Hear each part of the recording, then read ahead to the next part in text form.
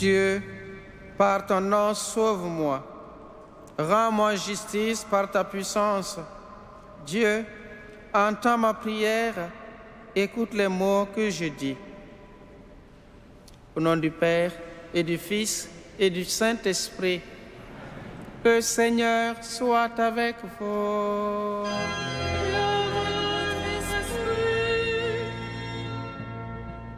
Le Seigneur nous accueille dans sa miséricorde. Laissons-nous accueillir avec humilité, en reconnaissant humblement que nous sommes pécheurs. Je confesse à Dieu Tout-Puissant, je reconnais devant mes frères que j'ai péché en pensée, en parole, par action et par omission. Oui, j'ai vraiment péché. C'est pourquoi je supplie la Vierge Marie, les anges et tous les saints, et vous aussi, mes frères, de prier pour moi, le Seigneur, notre Dieu. Que Dieu Tout-Puissant nous fasse miséricorde, qu'il nous pardonne nos péchés et nous conduise à la vie éternelle.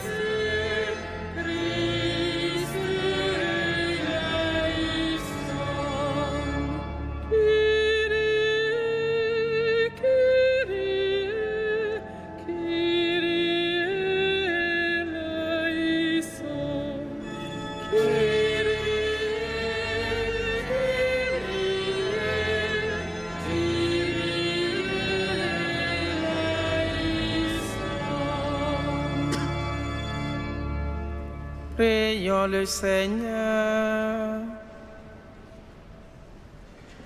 Tu as préparé, Seigneur, pour nous qui sommes faibles, les secours dont nous avons besoin. Donne-nous d'accueillir avec joie notre relèvement et d'en témoigner par la fidélité de notre vie. Par Jésus le Christ, notre Seigneur.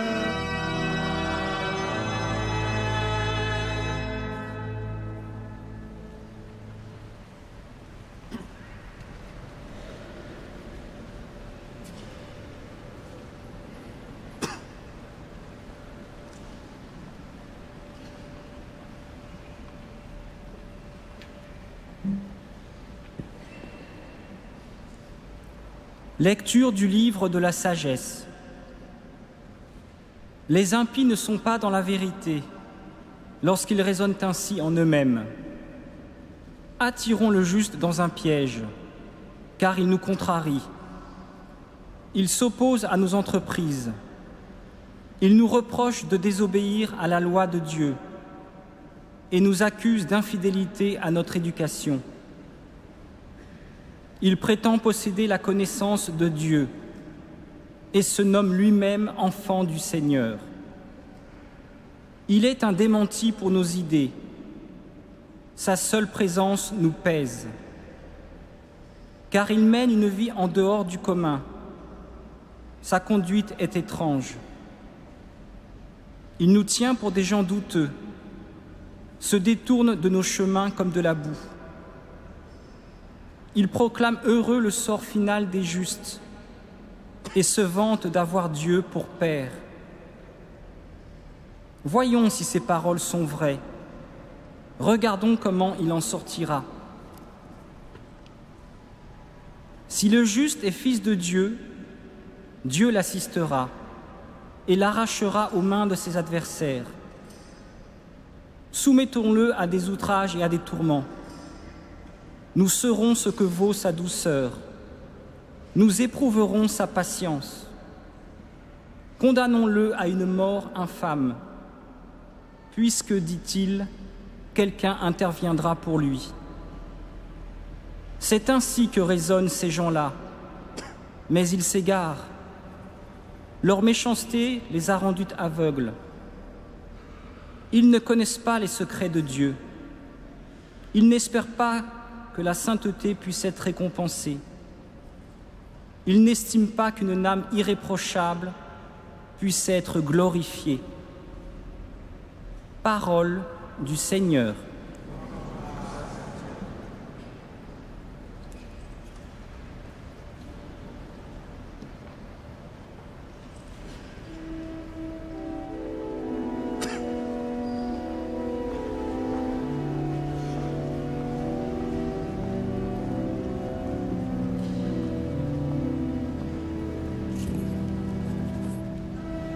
Le Seigneur ébranche des cœurs brisés.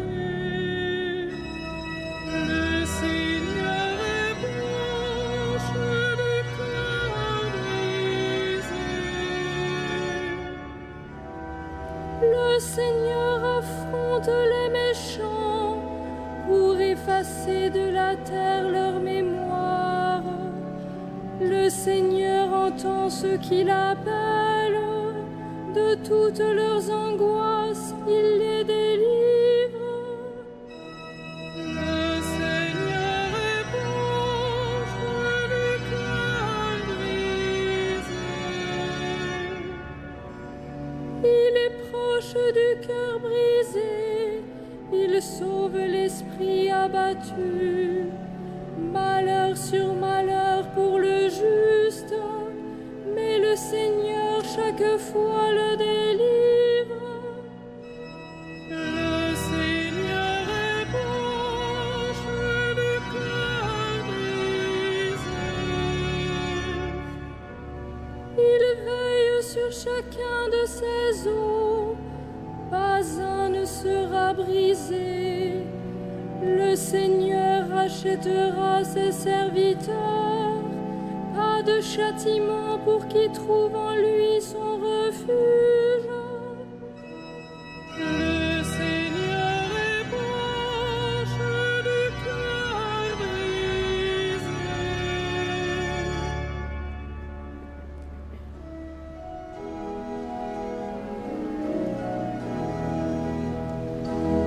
Ta parole, Seigneur, est vérité, et ta loi délivrance. Ta parole, Seigneur, est vérité, et ta loi délivrance. L'homme ne vit pas seulement de pain, mais de toute parole qui sort de la bouche de Dieu. Ta parole, Seigneur, est vérité, et ta loi délivrance.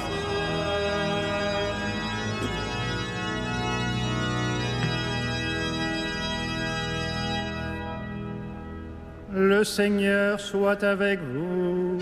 Et avec votre esprit. Évangile de Jésus-Christ selon saint Jean.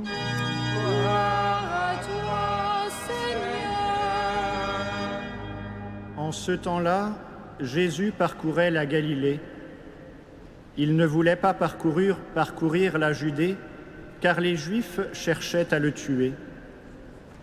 La fête juive des Tentes était proche.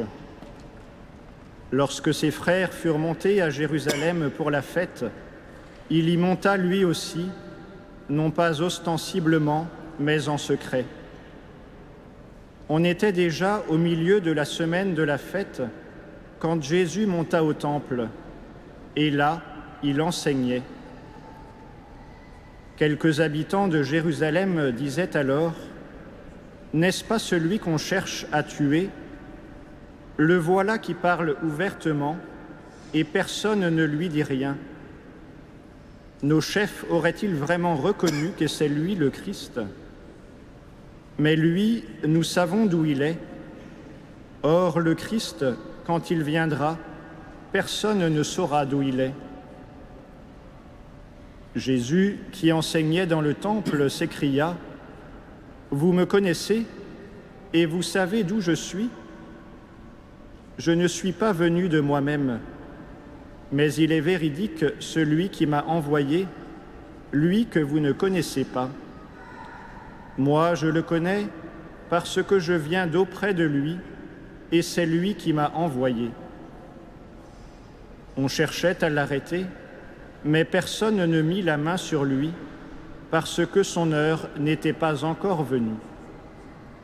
Acclamons la parole de Dieu.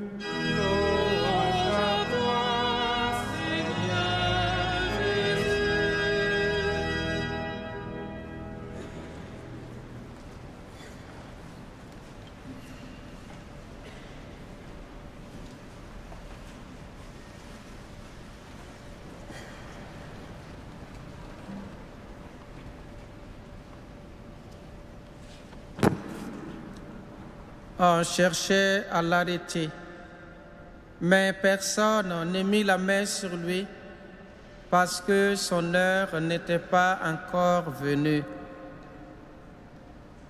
En effet, l'heure d'arrêter Jésus et de le condamner ouvertement n'était pas encore arrivée.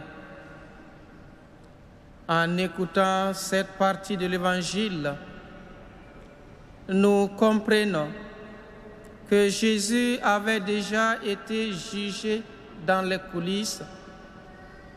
Beaucoup avaient déjà condamné Jésus, qui prêchait ouvertement et qui n'hésitait pas à dire la vérité. Les chefs des peuples l'avait déjà condamné, et même que le bas peuple en était informé. Nous comprenons pourquoi quelques habitants de Jérusalem, en voyant Jésus prêcher, disaient : « N'est-ce pas celui qu'on cherche à tuer ? Le voilà qui parle ouvertement. » Et personne ne lui dit rien. On peut comprendre aussi que beaucoup, à la suite des chefs, avaient condamné Jésus. On voit que ces quelques habitants de Jérusalem tentent de réfuter la messianité de Jésus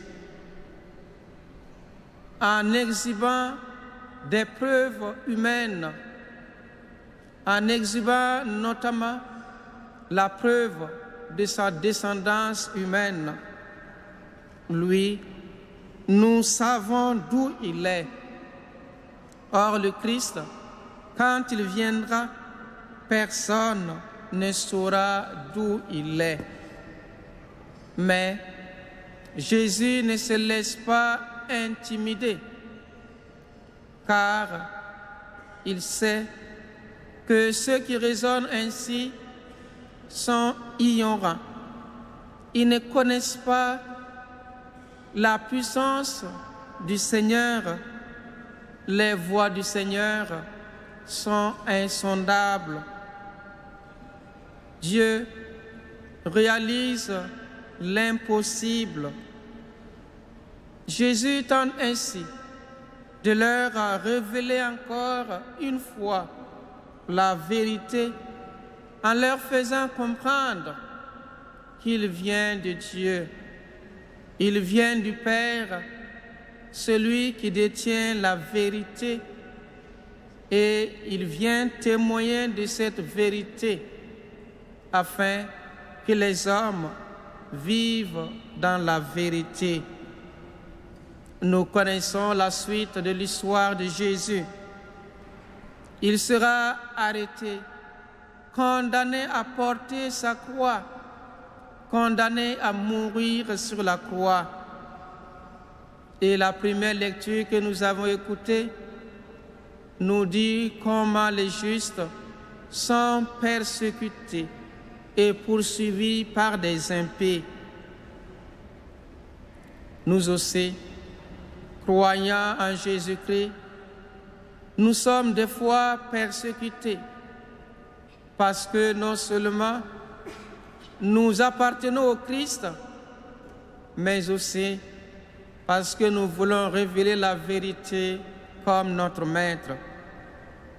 Ne nous laissons pas intimider par nos persécuteurs. Soyons puissants dans la puissance du Seigneur et essayons de vivre notre foi dans la confiance en ce Dieu de vérité qui nous donne sa puissance et qui nous apprend à rester vigilants pour ne pas tomber dans la tentation.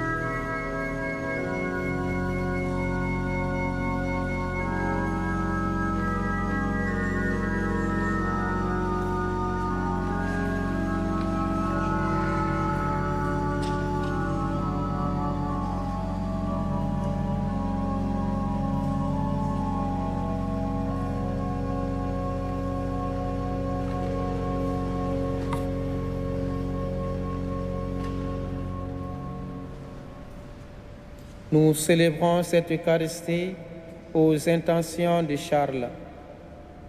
Prions ensemble au moment d'offrir le sacrifice de toute l'Église.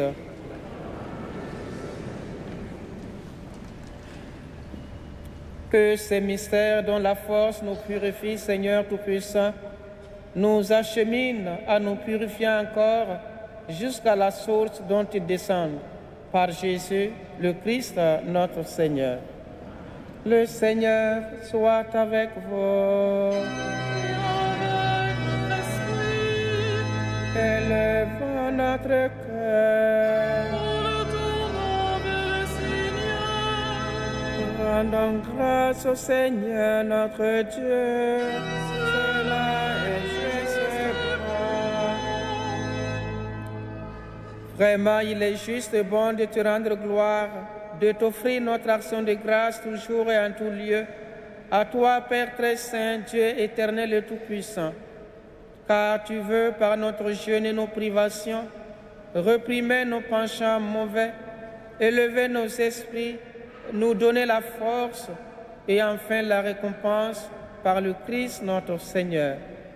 C'est par lui que les anges célèbrent ta grandeur, que les esprits bienheureux adorent ta gloire, que s'inclinent devant toi les puissances d'en haut et tressaillent d'une même allégresse les innombrables créatures des cieux. À leur hymne de louange, laisse-nous joindre nos voix pour chanter et proclamer.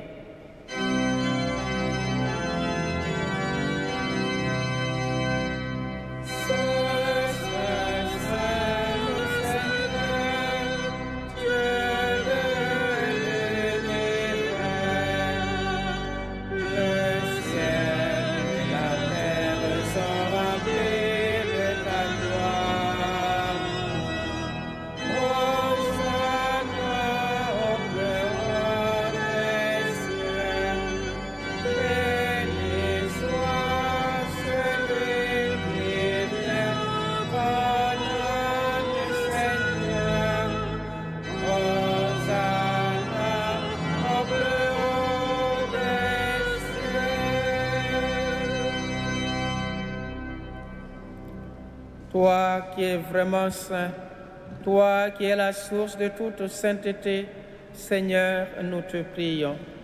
Sanctifie ces offrandes en répandant sur elles ton esprit, qu'elles deviennent pour nous le corps et le sang de Jésus, le Christ, notre Seigneur. Au moment d'être livré et d'entrer librement dans sa passion, il prit le pain, il rendit grâce, il le rompit et le donna à ses disciples en disant: Prenez et mangez-en tous, ceci est mon corps livré pour vous.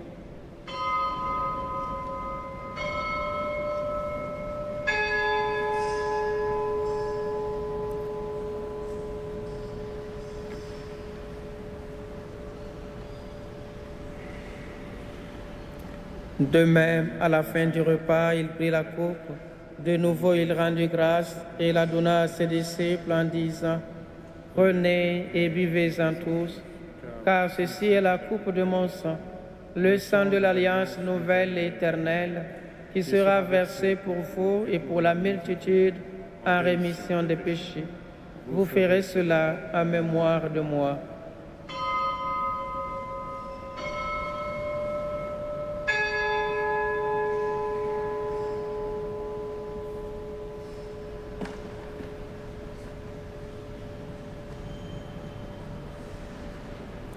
Il est grand le mystère de la foi.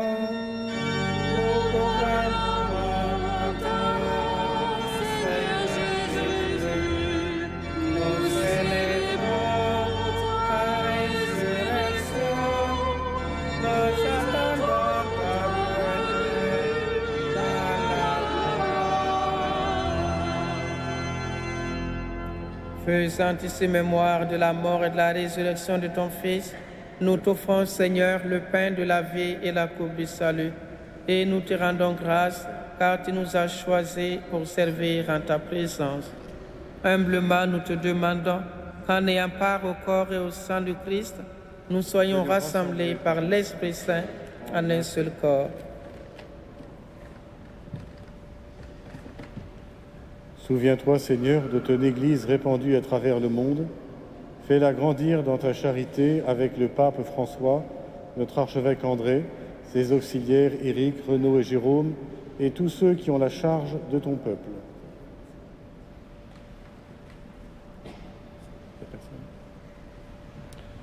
Souviens-toi aussi de nos frères qui se sont endormis dans l'espérance de la résurrection et de tous les hommes qui ont quitté cette vie. Reçois-les dans ta lumière auprès de toi. Sur nous tous, enfin, nous implorons ta bonté. Permets qu'avec la Vierge Marie, la bienheureuse Mère de Dieu, avec Saint Joseph, son époux, avec les apôtres et les saints de tous les temps qui ont vécu dans ton amitié, nous ayons part à la vie éternelle, et que nous chantions ta louange par Jésus-Christ, ton Fils bien-aimé.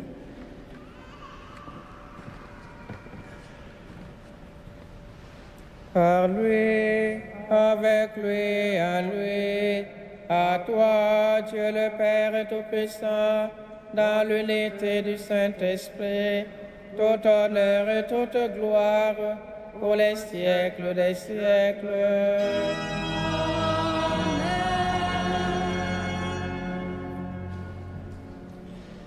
Comme nous l'avons appris du Sauveur, et selon son commandement, nous osons dire: Notre Père, qui es aux cieux, que ton nom soit sanctifié, que ton règne vienne, que ta volonté soit faite sur la terre comme au ciel.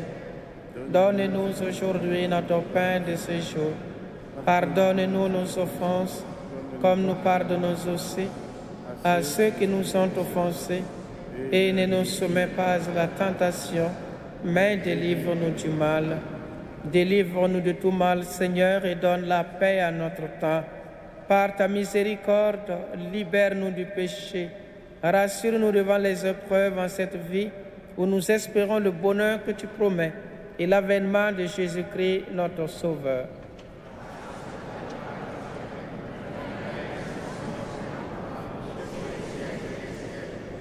Seigneur Jésus-Christ, tu as dit à tes apôtres: Je vous laisse la paix, je vous donne ma paix. Seigneur, ne regarde pas nos péchés, mais la foi de ton Église. Pour que ta volonté s'accomplisse, donne-lui toujours cette paix et conduis-la vers l'unité parfaite, toi qui règnes pour les siècles des siècles. Que la paix du Seigneur soit toujours avec vous. Frères et sœurs, dans la charité du Christ, donnez-vous la paix.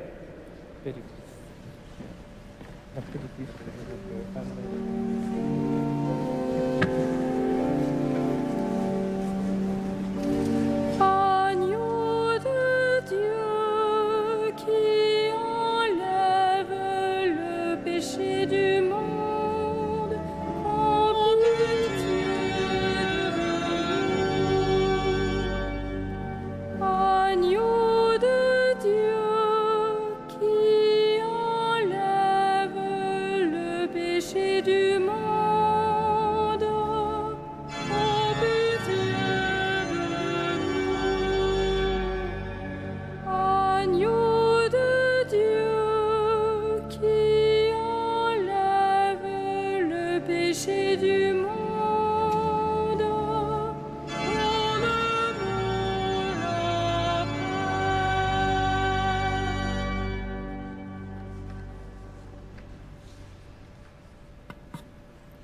Heureux les invités au repas du Seigneur.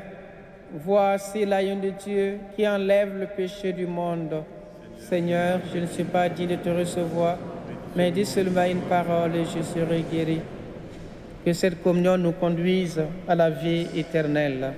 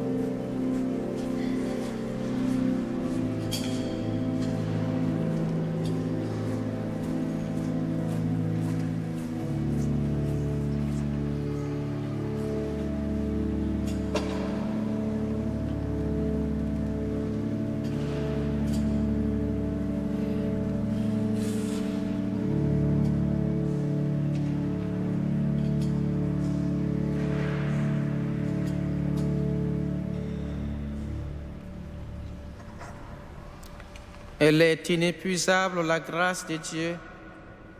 Par son sang, le Christ nous obtient la rédemption, le pardon de nos fautes.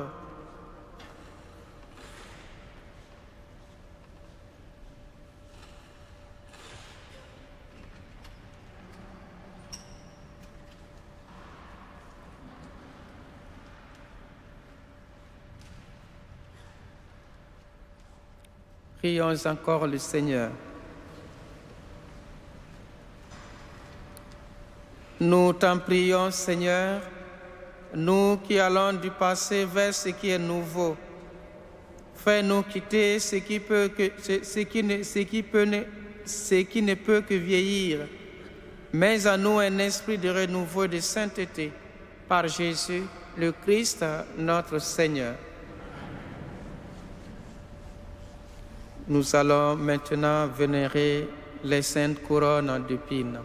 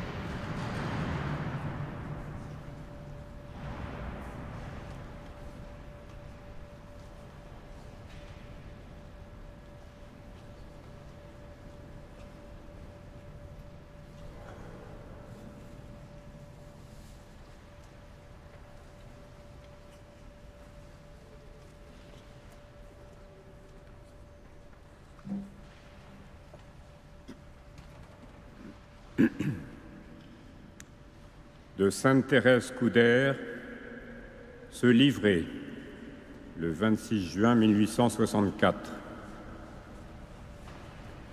Je me disposais à commencer ma méditation lorsque j'ai entendu le son de différentes cloches qui appelaient les fidèles. Dans ce moment, j'ai désiré m'unir à toutes les messes qui se disaient. J'étais dans un grand étonnement que le monde entier n'en était pas sanctifié. Voici la réponse que j'ai cru entendre. Le sacrifice est sans aucun doute suffisant par lui-même et le sang de Jésus-Christ plus que suffisant pour la sanctification d'1 million de mondes.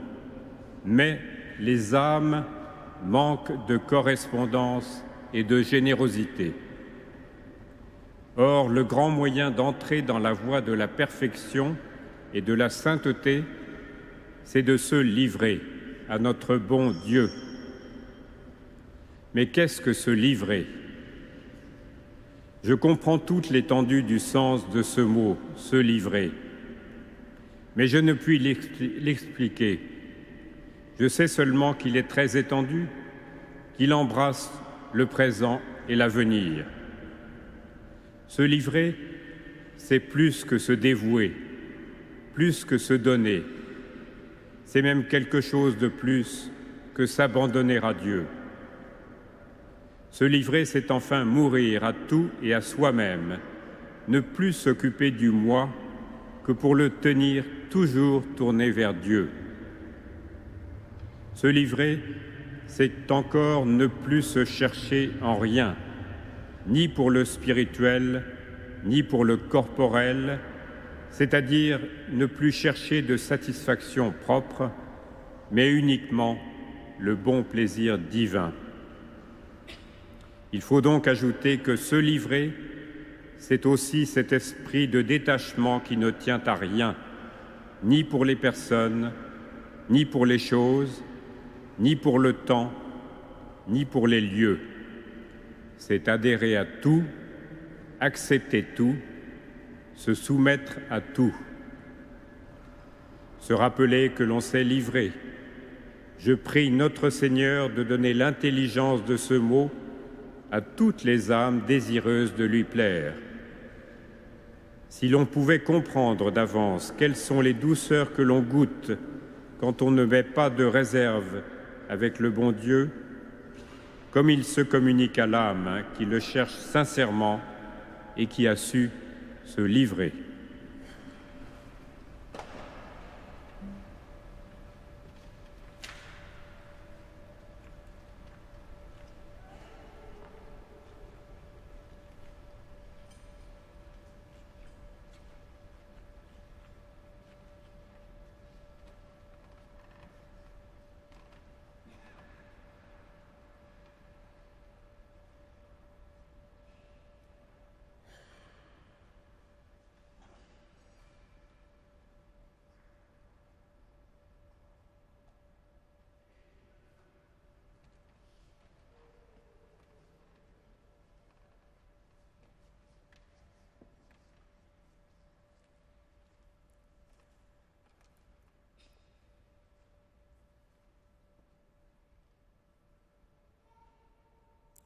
Prions le Seigneur.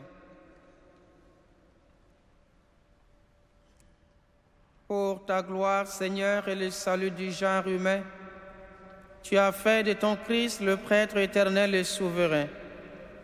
Accorde au peuple qui t'appartient au prix de son sang et qui célèbre son mémorial d'obtenir les richesses de vie venues de sa croix et de sa résurrection. Lui qui règne avec toi et le Saint-Esprit, un seul Dieu, pour les siècles des siècles. Le Seigneur soit avec vous. Et avec votre esprit. Que Dieu Tout-Puissant vous bénisse, le Père, le Fils et le Saint-Esprit. Allez dans la paix du Christ. Grâce à Dieu.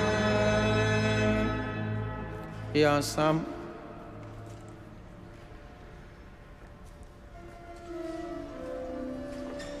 Ave Regina Caelum.